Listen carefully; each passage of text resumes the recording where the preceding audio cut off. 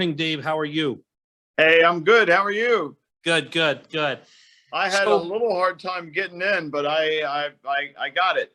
Well, we, I understand how that works with a probation officer and everything. You got to get permission, and when they realize that you're Zooming, you're not actually leaving state, it makes a difference, at least in my case, right? Yeah. Well, guys, welcome to our segment here. And in this segment, I've kind of put this together because we get a lot of people wanting to do a lot of things, and everybody is always having these questions. And so I started working with Larry a couple years ago, and in that space, I've started to validate a lot of what I was already doing. And I got to know another gentleman by the name of Dave Zook and some of the other guests that you've seen on the show. And we've kind of come up with this format that allows us to tackle different investment groups, different investment types, and do that in a way that is looking at it from a tax ramification situation.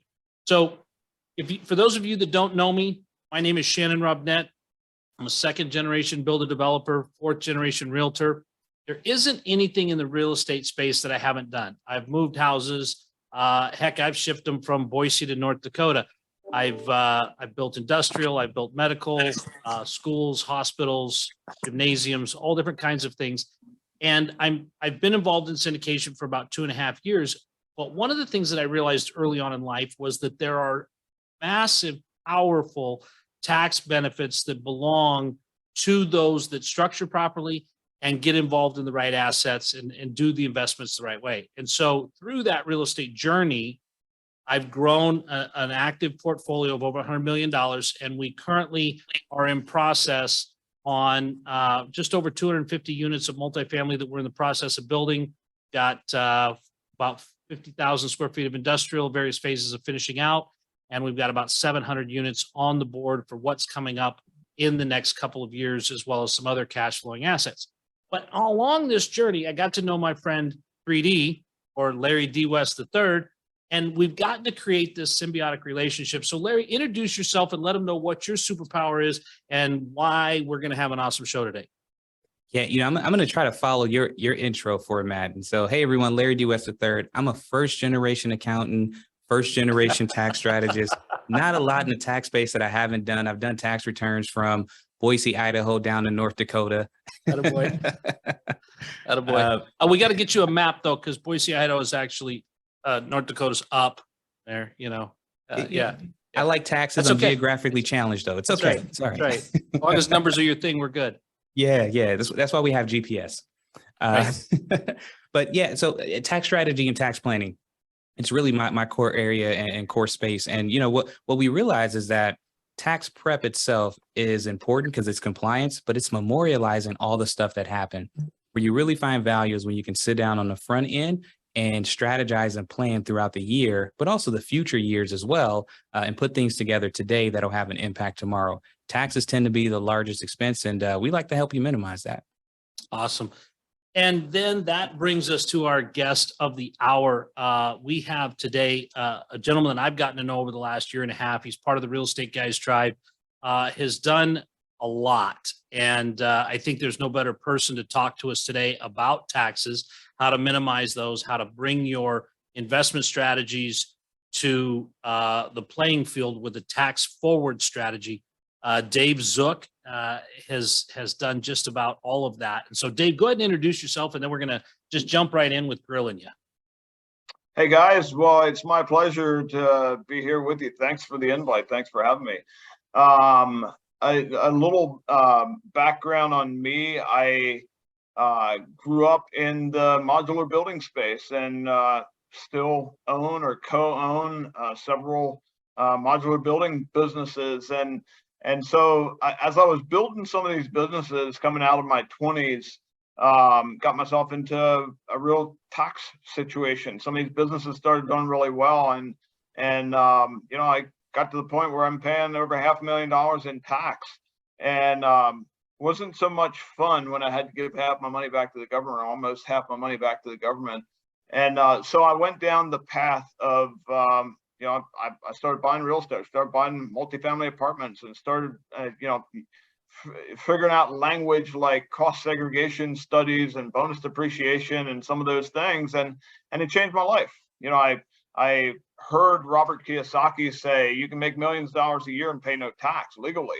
I heard Tom Wheelwright say you can change your, you can, if you want to change your tax, you got to change your facts. And so it was the first time in my life that I realized that it was up to me.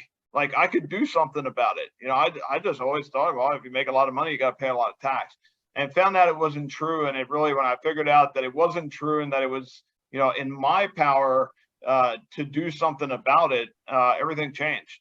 And so that's why I use asset classes like car washes, like ATMs.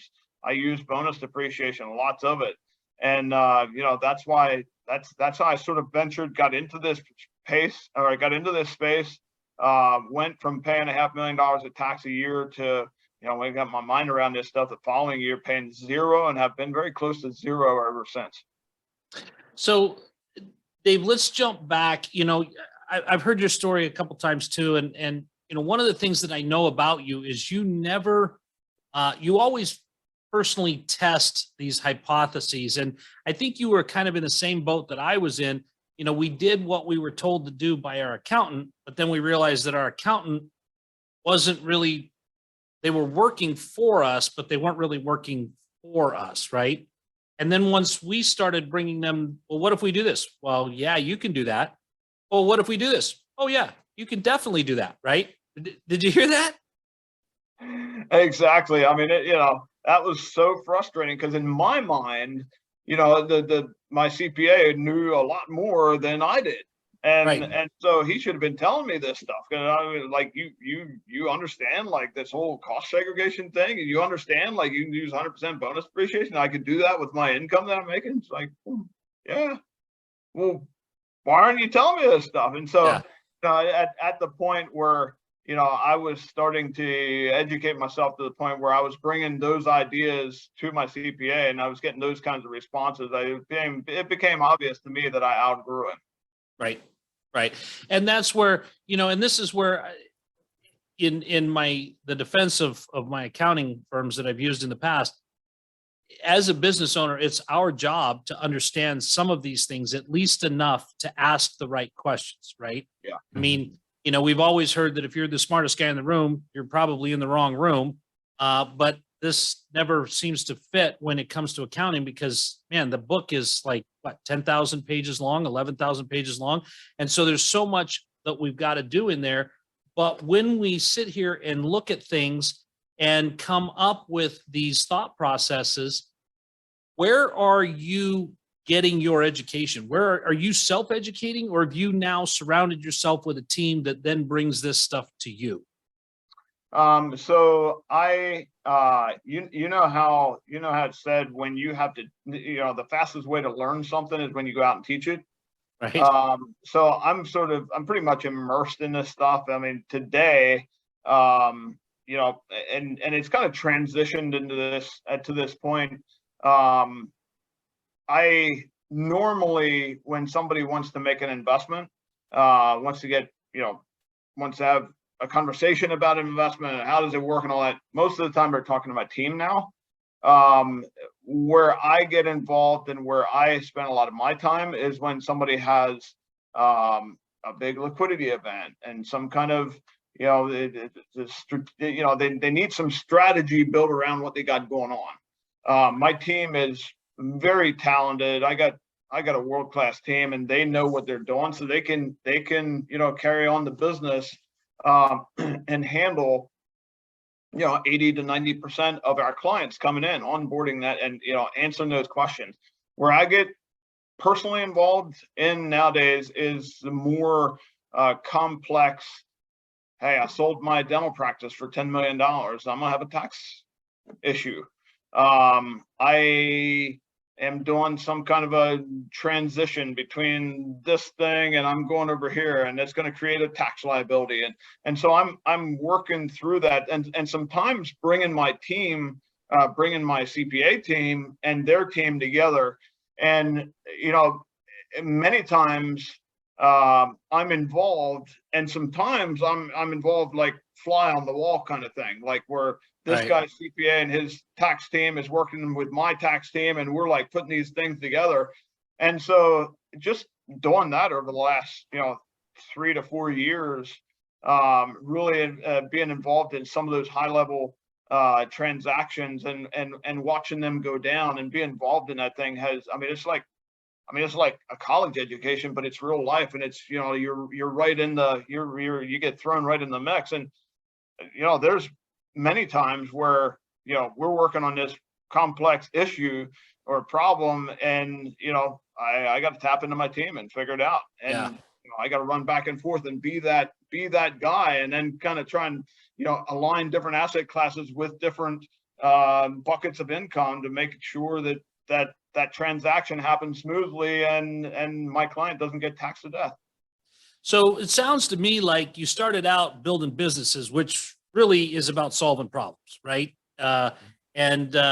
Once you began to solve those problems, you began to create problems for yourself in a tax regard. Then you went back and you solved that problem. And now you've solved that problem. You're continuing to teach and solve that problem for others moving forward, right? Yeah. So when you got started doing that, you first went out and you did what everybody does and you bought multifamily. Why was it that you bought multifamily? What was the thought process there as far as, it was easy, it was fine. What was your thinking? I realized that was one of the most that was one of the most aggressive. I could get as aggressive with that asset class as just about any. I realized that if you're strategic and you use a little debt and you use cost segregation studies and bring those two together. When I first realized what happens there, like, wait a minute, I can use the bank's money and then I can cost segregate and move all the depreciation forward, and it basically moves me into, then I don't have to pay tax anymore. I was like, this can't be legal. And Right. that was the thought process. It was like, I've never heard of that. Like, you can use somebody else's money and you can buy an asset and then you can move the depreciation. It was like, wow, why isn't everybody doing this? And Yeah. so I just thought it was the best. It was the greatest thing ever, because I was like, I couldn't even believe that it was legal. It was so good. Well, and so, what it sounds like is that, like a lot of us, you start with multifamily because that's, the drug of choice, has been for a long time, and there's income coming in off of it, right? So you're not the one paying the bill, right? You're having somebody else pay the bill for you while you get all the benefit. And then you kind of evolve from there. What was your next evolution and where'd you go? So I'm sort of a serial entrepreneur, and I've invested in a lot of things over the years, and for probably even today, I invest sometimes. Sometimes I dip my toe in the water just to try out an asset class, or maybe even more so try out a specific team. Once you kind of figure out, once you get your mind around the asset class and you say, yeah, you know what, that could make sense for me, then you got to find a really good team around that asset class. That may be even more important. But just, I had long since, I bought my first self-storage facility in 2017, but I had been interested in the space for 15 years. And just really didn't have time to go research it, and didn't have time to go find a team, and didn't have, it was one of those things where I just, I didn't really have a good entry point. In 2018, it just felt to me like we were closer to the top of this run than the middle. And obviously I left some meat on the bone, but I left a little early. We bought our last multifamily apartment building in late 18, so almost 19. And in 17, I started transitioning to self-storage. One of the things that really intrigued me about self-storage was I realized that when I look back and realize what does really good in a recession, or in a pullback, or in some kind of disruption in the market, whatever, self-storage has always performed really well. So, that intrigued me. And just the thought that I could own an asset class, somewhat similar to a multifamily apartment building, but without a lot of the headaches. And, people weren't going to be suing me anymore for tripping and, stubbing their toe on the sidewalk. Oh, yeah, whatever. If you're in multifamily, you probably know what I'm talking about. But, just a lot less drama. At the same time, I was investing in multifamily. I was investing in ATM machines. I've been an ATM investor since 2011 or 12. So it's sort of just like, I guess I followed the money. I saw some asset classes that really were doing really well and that I really liked, that fit where I was going and what I felt. And once I find that, I sort of just like, once I look, it's so hard to find great partners. Once you find a great partner, you just want to do a lot of business with them. Right. So I started, in the last couple of years, I started going deeper and not quite as wide. And then when I find an asset class and a team that I really like, then we go do a lot of business together. And I'm sure that you don't get a whole lot of calls to your mini storage at, 1:00 in the morning on a Friday night when there's a domestic situation going on about, stuff. But, when you're looking at that depth, when did you realize that you needed to start bringing on the team that was going to help you solve those problems? Because you mentioned earlier, like Larry and I have talked about a lot, there's a time and a place when people wake up and they realize their accountant just puts things in boxes. When was it that you did that? And then assembling that team, how did that kind of work? Did you use somebody part-time and then build a full-time team? How are you set up? So in the asset classes, typically what I do is kind of reverse engineer it. I go find a really good team and then try to find out, is there a way that we can help them scale or add a ton of value to what they're already doing well? So it's not me, and we've done variations of this. We've gone in and we've built some teams or helped build some teams and got them in a position where they could scale. One of the things, like when I first became involved as an investor, passive at first, as a passive investor at first in the ATM space, I was, this was a small kind of friends and family type of a situation. It was pretty small. And at one point they saw what I was doing in the multifamily space and syndicating big deals. And they came to me and said, hey, we just signed on a big portfolio, biggest one yet, and we could use some help over here. And so we had sort of built a relationship over, a couple of years, and we liked each other and got along, and they said, hey, come join us, come help us. And I became a partner. And really from that point forward, we started doing a lot of business and we started really scaling the business. Today, we're top 4 in the country. And so that was one of the things where I kind of partnered with a team and put them into the position and really help them scale the business. So Larry, before you fall asleep over there, let's get to this whole thought process of ATMs. So you're buying ATM machines and you're putting them in locations and you're operating them. And what is the play there? Describe how that investment works? And then Larry, I want you to take that apart and tell us where it in the exact page on the tax code. You know how particular I like to be. The exact page on the tax code where we can find that information that makes Dave's thesis work and why it works so well. Yeah, so we're going out and buying large portfolio. Well, first, there's 2 kinds of operators in this space. There's mom and pop, and then there's the big institutions. We're operating over here with a big institution. We're taking down those large institutional portfolios, and then we're bringing them back down to Main Street, and we're financing those portfolios with our investors.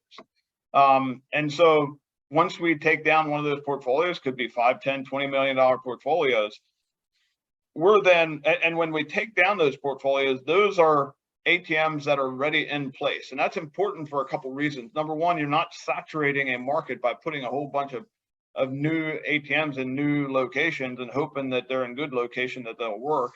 Number two is you're taking a lot of risk out of the deal. You're not you're not hoping, again, you're not hoping that they'll work. You know that they'll work, and you know exactly how many transactions they've delivered over the last 1, 2, 3 years.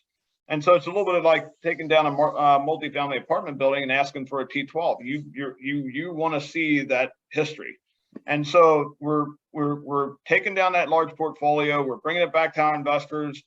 An investor will come in, invest in a unit for $104,000.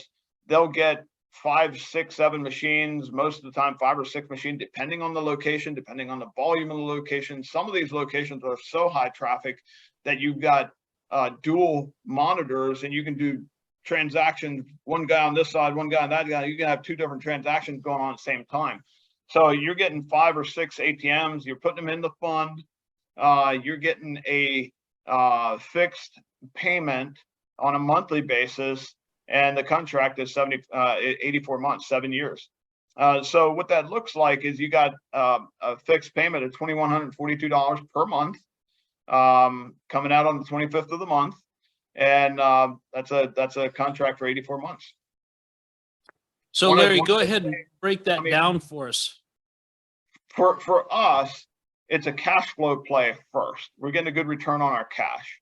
But the other thing that happens there, and we're heading into the back quarter of the year, or we're in the back quarter of the year, this is one of the asset classes or tools that I've used to keep my own tax liability under control. I mean, I've created millions of dollars worth of losses for myself. And so, as you can imagine, teaching this stuff, helping other people with their tax liability and all that. I mean, this is a tax planning tool for many of us. And 100% bonus depreciation year one is a beautiful thing. So, Larry, break that down for us. Where is this? What's going on here? We're buying machines. What are we throwing them away? I mean, why are we getting tax benefits off machines? Yeah, well, we're buying an income producing asset, just like if it were real estate. But here's the beautiful thing about the ATMs: they're equipment, so they fall into a useful life class that, unlike real estate, which is usually 27 and a half, they fall into this 5-7 year life cycle, which means under the current tax code, we can accelerate that depreciation and take 100% of that purchase price right away in year one. And so if you're spending $100,000 buying, 5 or 6 machines, or however many machines Dave was just mentioning a moment ago, that's $100,000 of accelerated depreciation that drops right there, right away in year one. And here's the difference. When we think of cost segregation studies, we know that accelerates depreciation, but it only accelerates a portion of the depreciation for that property. When you're looking at the ATM machines, it's 100% for the full purchase price. And so it could be a massive, massive tax deduction right away in year one. Oh, and by the way, you're still cash flowing based on Dave's insights there. You're still cash flowing. Would you say about $2,100 a month, 24, 25K a year on top of the $100,000 deduction that you just got? So now at the end of that.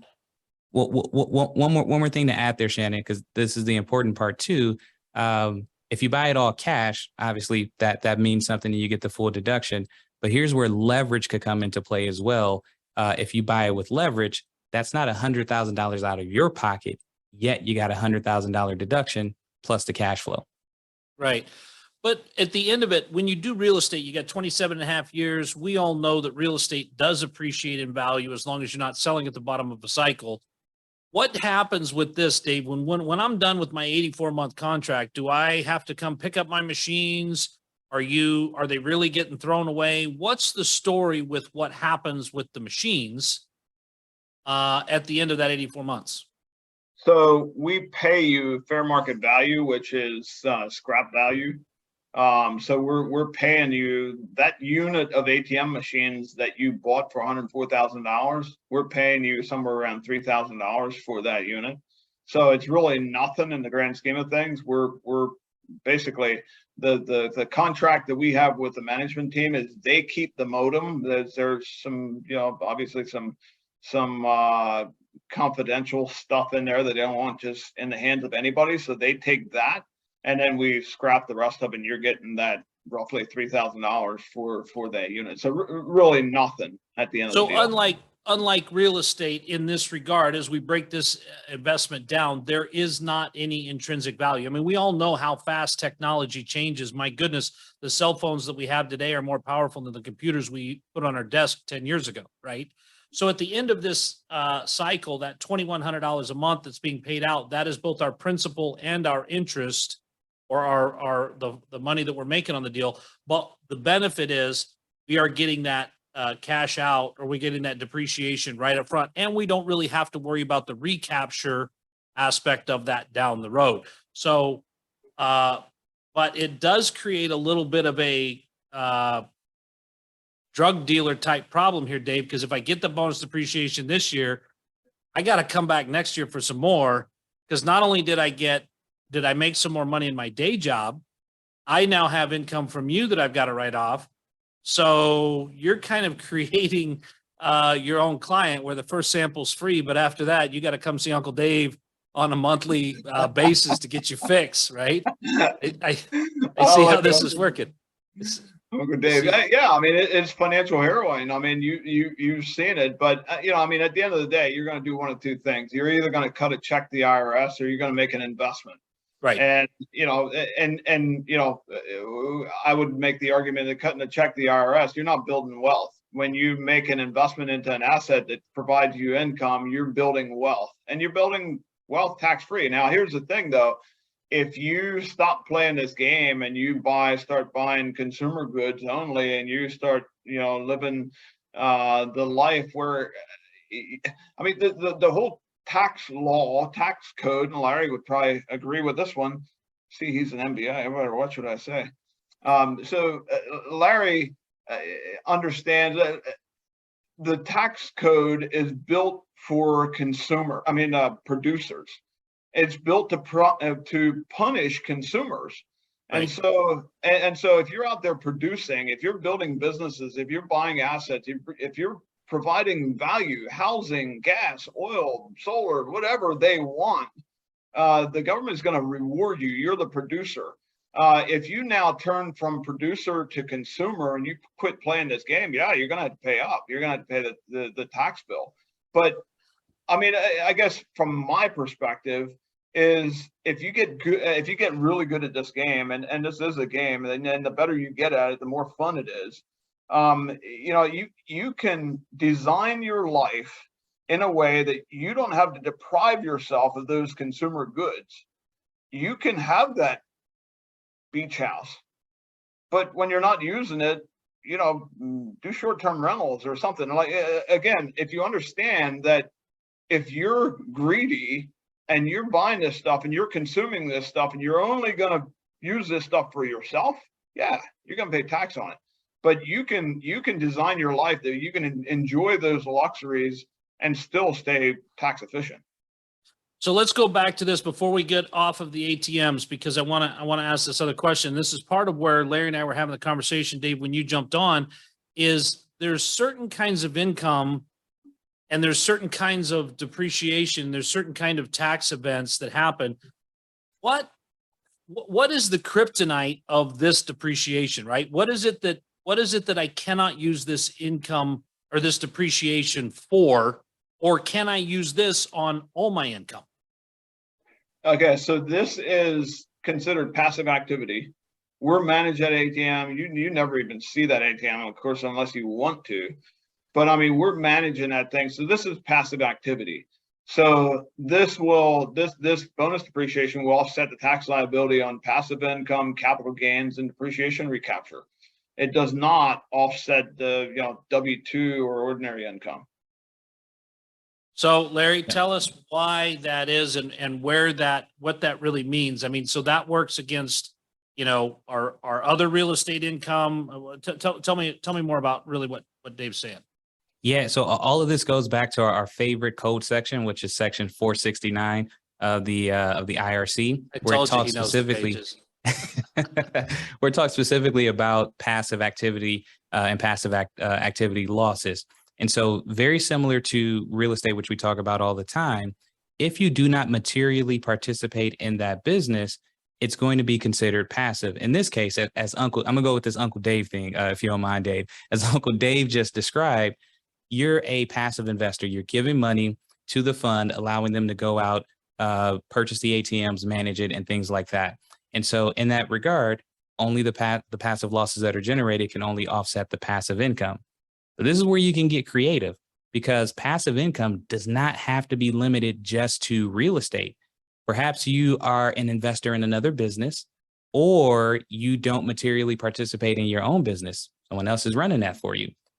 Are there opportunities to create passive income to match the passive losses that you're getting from Uncle Dave's ATMs or Uncle Shannon's multifamily? Well, and there Hey, again, that goes back to structure. It goes back to how you set it up, right, Dave? Yeah, and here's the. I mean, I taught a whole session on this where, you know, when I figured out that it amazes me that people can run very, very successful businesses, as hard as that is. You know, you can run very successful businesses and scale those businesses and really have no concept of, you know, managing our tax liability, many of them. And so I started teaching this, taught a whole session about this, where you can, you know, where you have your different kind of columns of income, you know, and there's kind of like 6 of them, but really the main 3 are, you know, passive income, ordinary income, and capital gains income. And the strategy is to invest in asset classes that align with that column of income. So you're taking an asset class over here with the bonus depreciation, and you're aligning it with that bucket of income, whether that's passive income, whether it's capital gains income, or ordinary income. And if you do that well, if you get strategic with that and make sure that the sort of columns of income align with the asset classes and make sure those align well, that's where the magic happens. Sounds like he needs to create an app called taxmatch.com or something. You know, I like that when you swipe right and it goes into that column and then everything lines up. But, you know, the thing that I think, Dave, where you and I have had a little bit of that same journey is we looked at what problems our success was creating. And then the same tenacity that we used to solve the problems that created the success in the first place, we went after this new problem. And, you know, it sounds like you've got people in place that run your other businesses. I think you've got 2 other brothers that are involved in your some of your other businesses, right? I got 3 brothers, and we're partners in several of those businesses. Yeah, I know how fun it is working with family. It's the best thing in the world, and then it creates some of the biggest challenges in the world because Thanksgiving dinner is just not going to be the same. But so you've moved on. You still do the ATMs, but you've moved on to some other classes. What are some of the things that you're doing now, and what are some of the reasons that you got attracted to that class? yeah. So our 3 core asset classes are self-storage, ATMs, and car washes.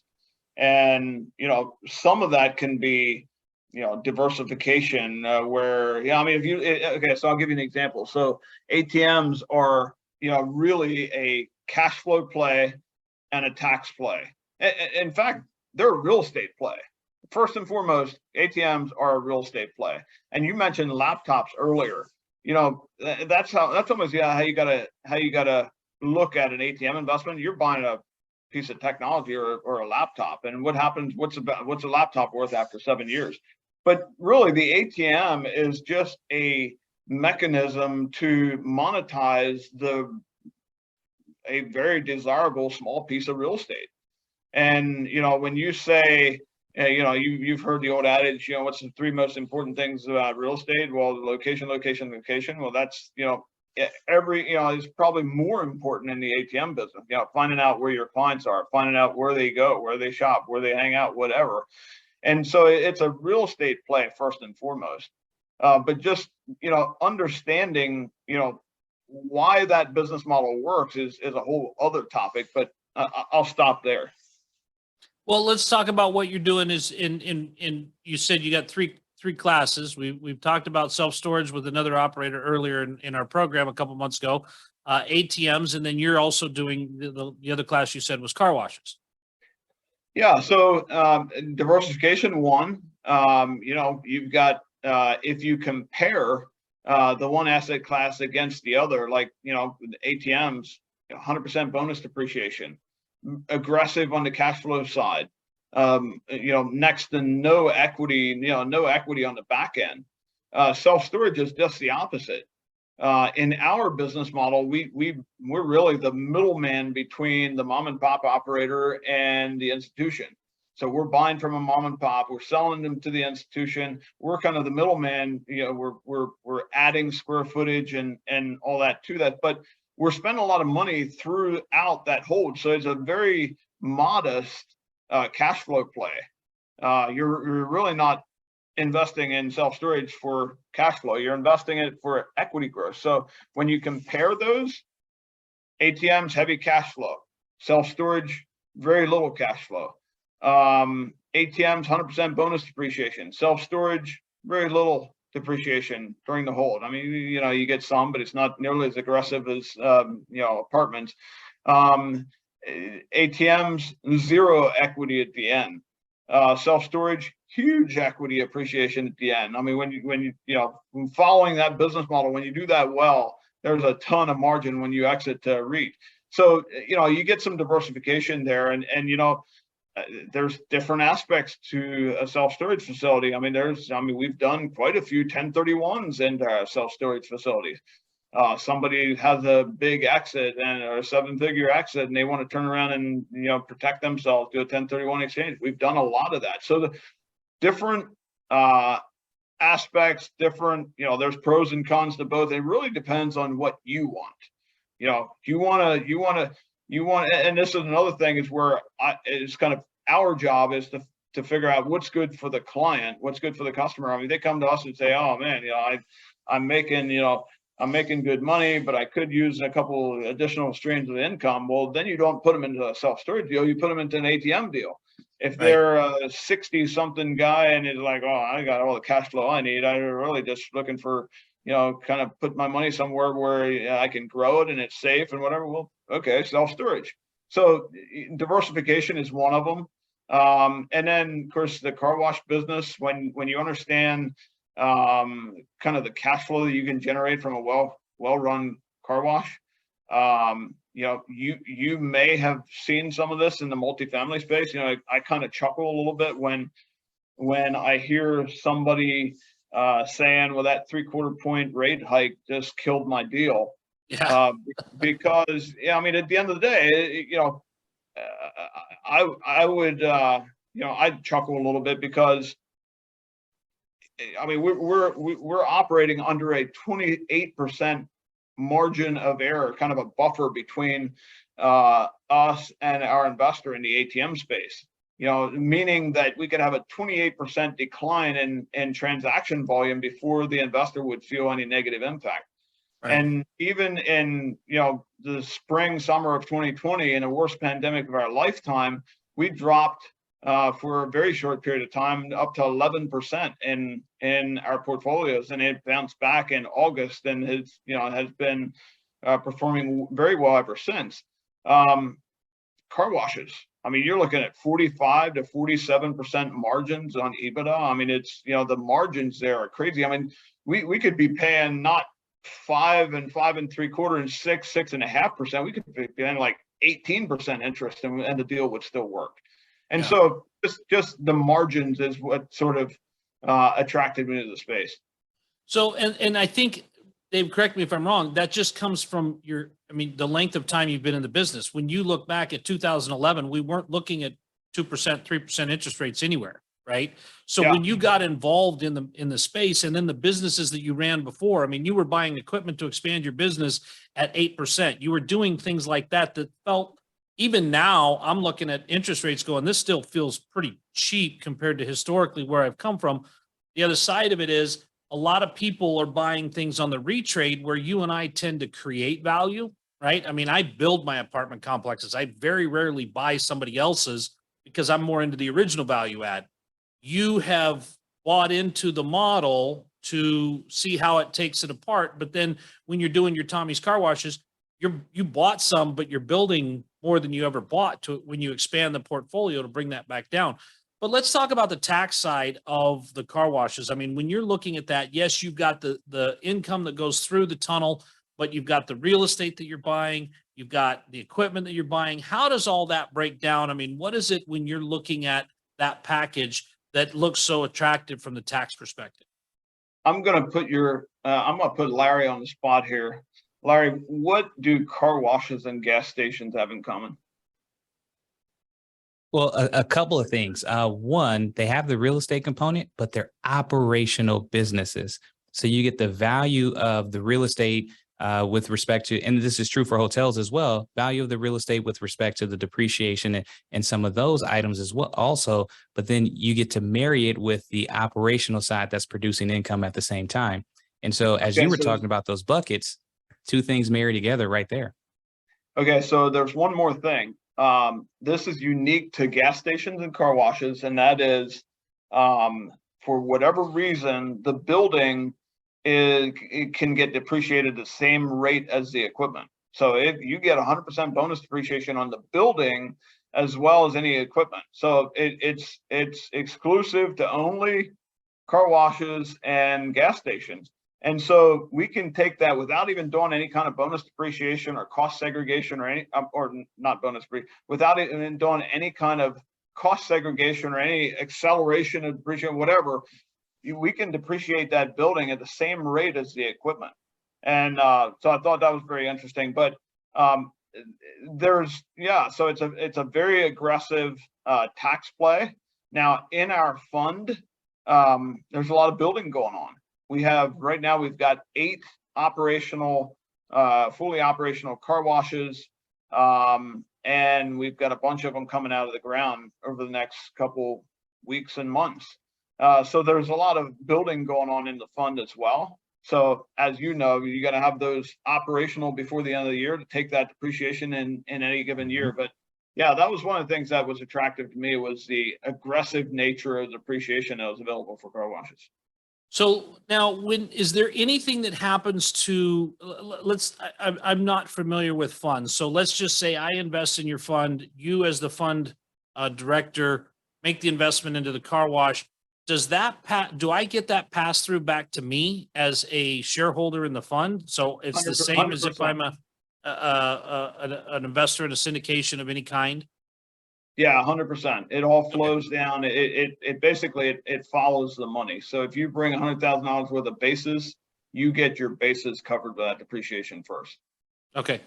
So then we're sitting here, and here's the other thing that I heard you say. You used a word that we don't often hear syndicators and capital raisers and people in our space use. You use the term EBITDA. What's the difference between EBITDA and cap rate?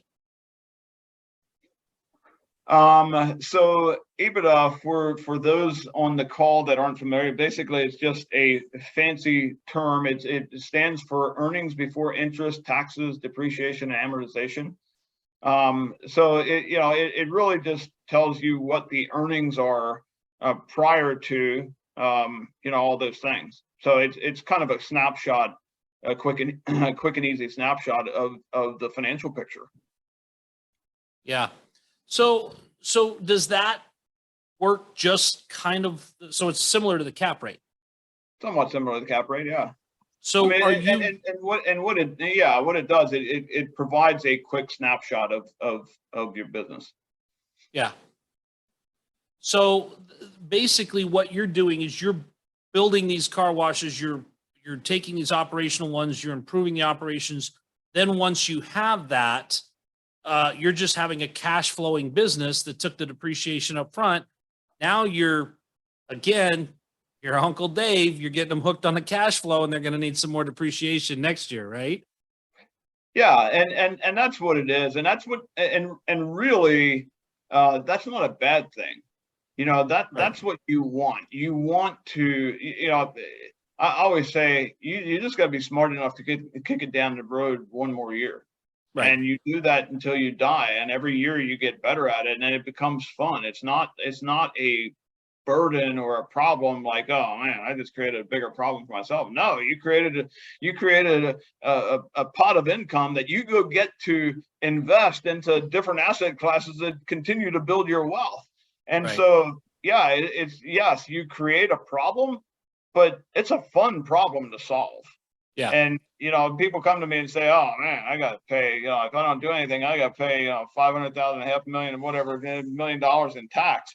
And I'm like, well, first thing I usually say, well, man, that's a great problem. Let's go work on that problem. Right. I've heard lots worse problems than that. That's a fun problem to go solve. Yeah. Well, Dave, I really want to thank you for coming and shedding some light on how you look at pairing up. This is kind of one of the first times I've heard you talk quite a few times. One of the first times I really heard you marry up the looking for, I get this kind of income, I'm going to go specifically look for this kind of tax benefit to go with that. Larry, I'm sure you do a lot of that in your business where you look at somebody's income, the things that they're making, the way that they're making it, and you say, hey, this is what you need to go get to offset the kind of problems that you have. But I guess it's one of the first times I've heard that. So we want to kind of open it up for a little bit of Q&A. And we've got a couple of questions out there. Dave, you ready for some questions? I'm ready. All right. So we've got a couple of questions. One of the questions was, what are you looking for to get back into multifamily? So one of the things that you mentioned briefly, you kind of glazed over, was the interest rate and, kind of what's happening recently in the multifamily market, not in your market because you're building, but obviously you still get affected by the interest rate. But I just feel like, there was this long buildup of value and, kind of, the price inflation, whatever that all came from. And then of course that interest rate spike kind of grew right along with it. And at some point you're going to have values reflecting, reflective of that interest rate. I mean, interest rate is just simply a cost of capital, right? So I mean, it's a cost. And so you're going to have values reflect that increased cost, and those values are going to come down, especially in the single family residence, multifamily, whatever. But I just feel like that disparity and sometimes that attitude from the seller doesn't quite match up reality as fast as it should. Yeah. And so when those values come back down and sort of true reflection of what else is going on in the market, I believe I'm not really looking for an entry point yet. I feel like there will be a better entry point in the future over the next 12 to 18 months, 24 months than it is right now. So yeah, I'm not sitting on the sidelines just itching to get back into the game. I sold my very last multifamily. We had built up a portfolio between 3,000 and 4,000 doors. And I sold my very last multifamily apartment building a couple Fridays ago, about a month, 6 weeks ago. Yeah. And, we're seeing that too. I mean, we go into this building to an 8 cap, right? So we have those layers of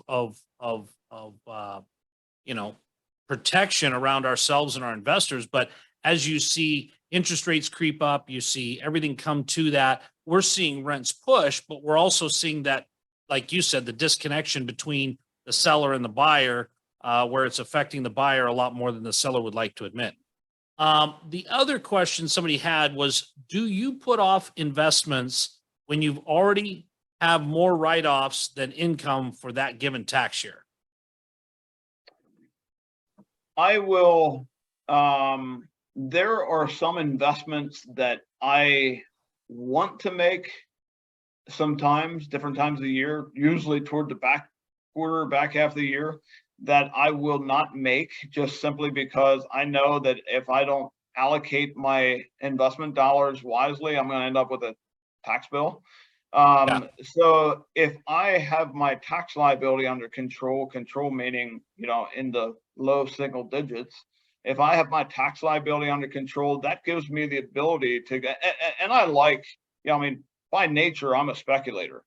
I gotta discipline myself to go do this cash flow thing and build up, stable, boring, cash flow assets. Not that I would consider car washes to be boring. I think that's a very exciting, but I will tell you, self-storage is boring. I mean, it's supposed to be, and it's supposed to be. boring in our world is good. Yeah. In fact, there's a saying by Warren Buffett that says, "Beware of the investment that produces applause. It's the ones that produce a yawn that are usually the good ones." And so, but it does give me the ability, once I have my tax liability under control, I can go off and do some things that I wouldn't do if it wasn't so. And I'll give you some examples of that.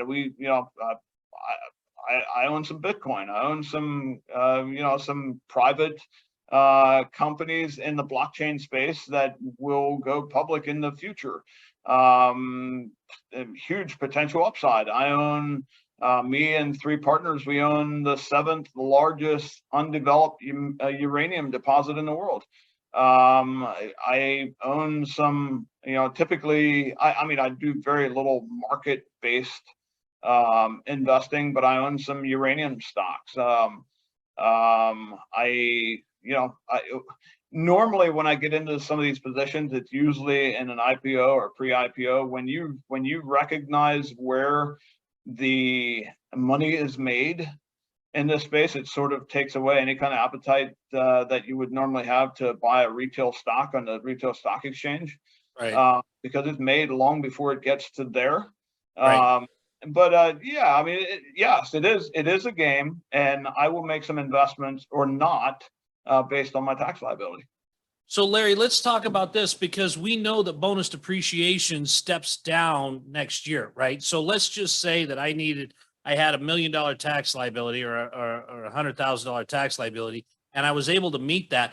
Does it do me any good to go ahead and make additional investments that give me bonus depreciation this year, even though I don't need it this year, based on what's going to happen with that ratcheting down in the future? So here's the third one of the episode, Shannon. It depends. And I knew that was coming. I knew that was coming. That's the disclaimer in you. Yeah. Gotta always lead with that. One thing I think we all agree on that's true. You don't let the tax tail wag the dog. And so if it's a good investment, a great investment, regardless of the tax side of it, and it fits your profile, then certainly you want to go for it if you have the means to do so. And then we can figure out the tax strategy on the back end. But to the larger point of your question, the other side of it depends is you could, because if you don't use, or if you're unable to use the losses that are generated from the depreciation or what have you, because you made that extra investment, you don't lose it, carries forward to the next year. And then you're able to offset next year's passive income by the investment that you made the year prior.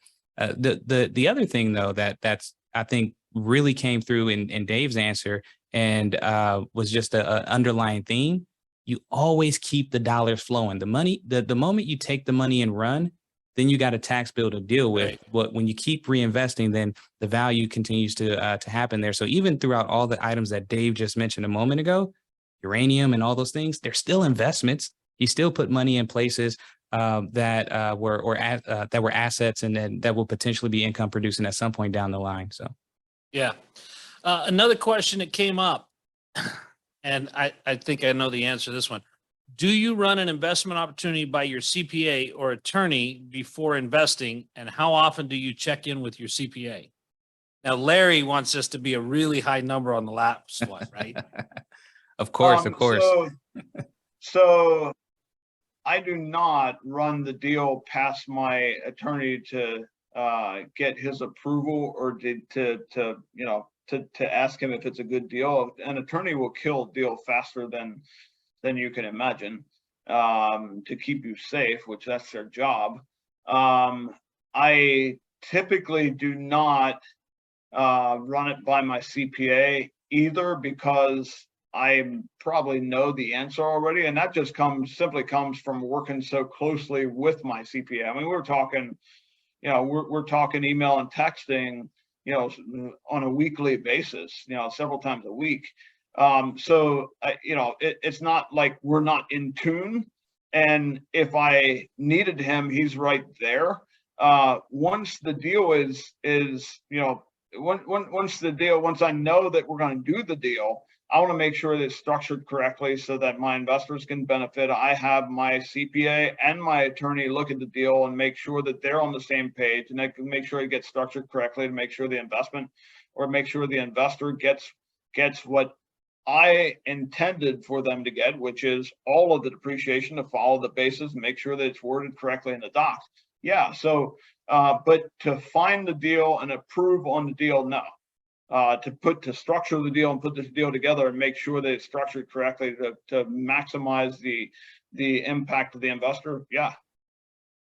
You know, Larry, this is one thing there where your specialist is the strategy, the planning. And I've always been an advocate of telling people you need to talk to your accountant at least 2 or 3 times a year. You're not to the point where you can, you know, you got Uncle Dave money where you could talk to him once a week. You know, that bill would be kind of big. But the other reality is, you know, a lot of people come to the accountant in February and go, save me from my taxes, but the cake's already baked, right? Mm-hmm. So the questions need to be had, I would think, and correct me if I'm wrong, Larry, after you get your tax return done, okay, it's over. What could I have done better? Do a postmortem, right? Swing back through in the middle of the summer, at the end of the summer, right? Hey, this is how my business is going. This is what I see happening. And then check back in November, make sure nothing's changed. Because just like this year with the Inflation Exacerbation Act, it actually changed what our tax facts are for the end of the year. So if you weren't going to check in at the end of the year with your accountant, there's going to be some goodies you left on the table.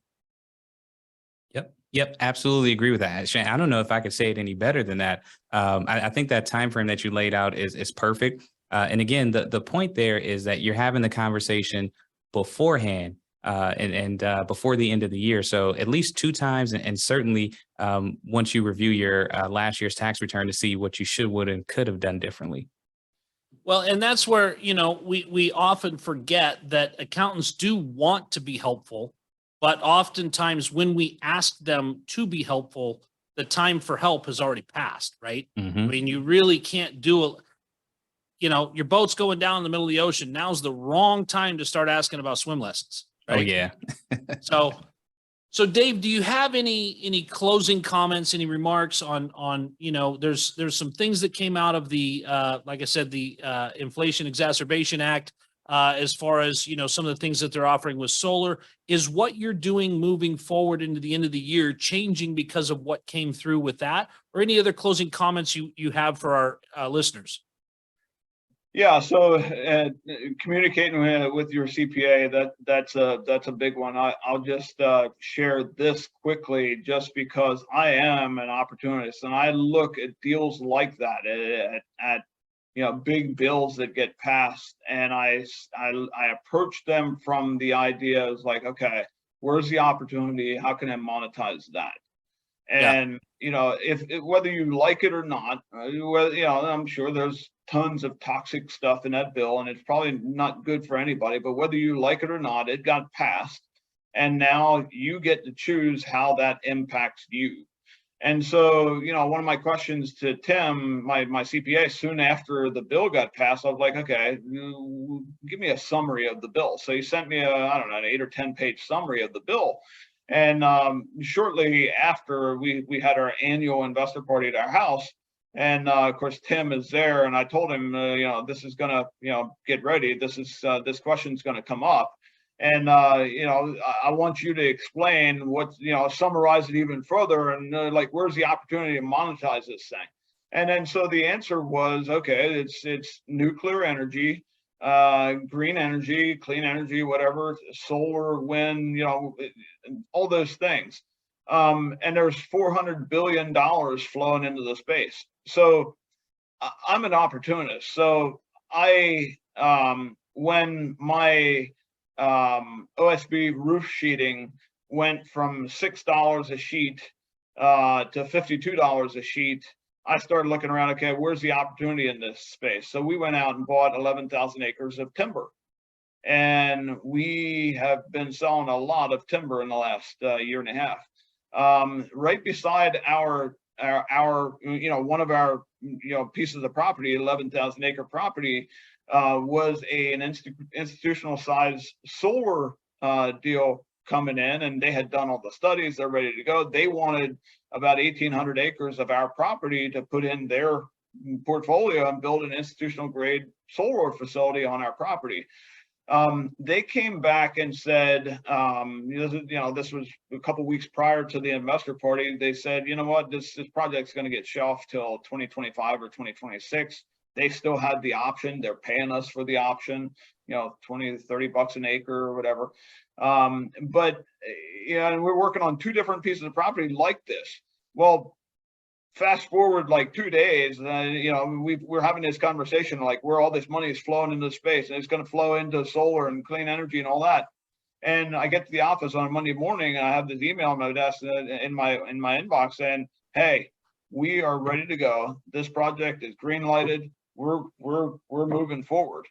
2 weeks later, on another big piece of property that we had, same deal. We got a $75,000 non-refundable deposit for the option to build on our property. We're about to close on another 10,000 acres next week down in Georgia and Tennessee. This time we played it a little smarter. We actually had the solar company bring us the real estate, bring us the property and say, "Hey, buy this. If you buy this, we'll put solar on it." And so I just believe there's a lot of, there's $400 billion going to flow into this space. And if you can get in front of it, there's some real opportunity there. Right. And I got one other question too. But guys, if you really liked what you heard, you can definitely send us an email, connect@shannonrobnett.com. We'll get you out a copy of this deal. But I had one other question that came through from one of our investors that, do you work specifically with the Communist Republic of California, as they have a different tax code that helps people get out of the tax from California if they're investing outside of California? Is there a way to do that? Okay, so I have a lot of investors from California. We deliver them a K-1. What happens after that is on their side with their CPA. I mean, they're not going to get, they don't get any like California treatment on our K-1. We deliver them the deal, ATM. Yeah. You invest in an ATM in California, you're going to get 100,000, 104,000, 100% bonus depreciation on your K-1. What happens after that is between you and your CPA in California. You and Mr. Newsom. So let me just say, Miguel, California is not that forgiving. Dave does not have a magic wand like we were unable to find. If you're in the state of California making money in the state of California, they want their blood and you're not getting out of it. But guys, this whole thing was supposed to be informative, and I got a lot out of it. I hope you did too, about how to get started. And if you've got more questions on how to get started, on how to build a portfolio, how to be tax efficient, let's get connected. Reach out to me. Connect@shannonrobnett.com. We can get you plugged into all the right opportunities that you're looking for to get the education like Dave got, like I've gotten. Larry paid a lot of money. Hopefully that tax forgiveness. Oh, you already paid off your student loans. God, man, teach you to be efficient with that. But guys, we really want you guys to understand that this education is what gets you ahead of everybody else, so that you're in a position where you, through an educated stance, can increase your purchasing power 20 to 30% on all your investments because you are tax efficient. So guys, we want to thank you guys for showing up. If you've got more questions, go to my website, shannonrobnett.com. You can see what we're doing there. You can get in touch with us. We can connect you with Dave or Larry. Connect@shannonrobnett.com. Want to thank both of you guys for showing up and sharing your knowledge. As always, Larry, looking good. Dave, it's great to see you again, and I'll see you soon. All right. Yeah. Thanks, guys. Uncle Dave out. All right. We'll see you guys next time.